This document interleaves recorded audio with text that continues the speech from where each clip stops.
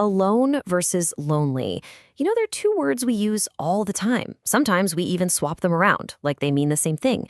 But what if I told you they're from completely different worlds? Okay, let's get into this, because honestly, getting this right can be a total game changer. Just think about it for a second. Have you ever said you felt lonely when you were just by yourself enjoying the quiet? Or maybe you've looked at someone and said they were alone, but what you really meant was they seemed sad.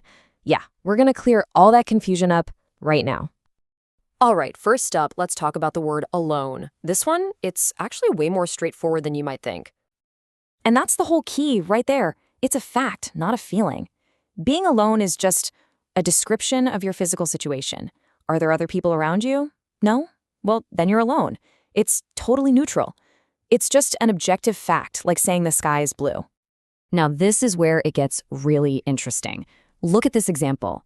Sometimes I walk alone in the park to clear my mind and enjoy the peace.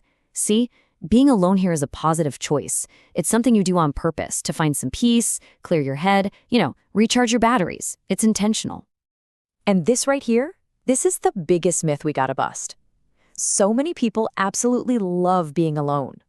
Solitude can be an amazing, refreshing experience. It's a state you can choose, something you can look forward to. It's not something you have to be afraid of at all. Okay, so let's flip the coin. Now we're going to talk about being lonely. And this is where things get emotional. You see the shift? We've gone from a physical state to a purely emotional one. Loneliness has nothing to do with where you are or who's around you. It's all about how you feel on the inside. It's a deep, internal experience. And that is the really painful part. It's that awful gap between the connection you crave and the connection you actually have. It's that feeling of being on the outside looking in.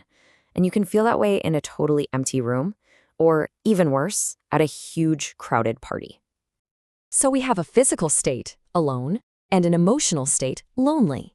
Now let's put them together and uncover the really surprising truth at the heart of all this. Let's just ask it straight up. Based on everything we've just talked about, what do you think? Can you be physically by yourself but feel totally content? Oh, absolutely. And that brings us to the most important takeaway of all. Just let that sink in for a minute. You can be alone and happy, but lonely even when you're not alone. I mean, wow. Think about that.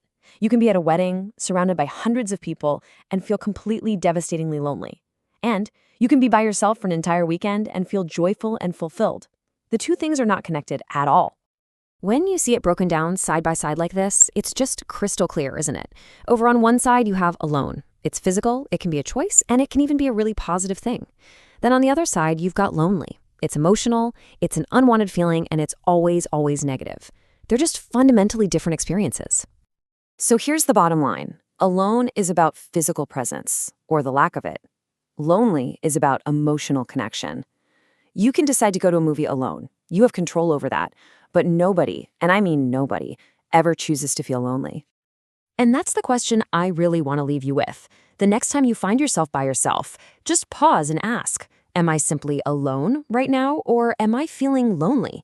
Because when you understand that difference, you can really start to understand yourself. Is this some valuable quiet time, or a sign that you need to connect? The answer really could change everything.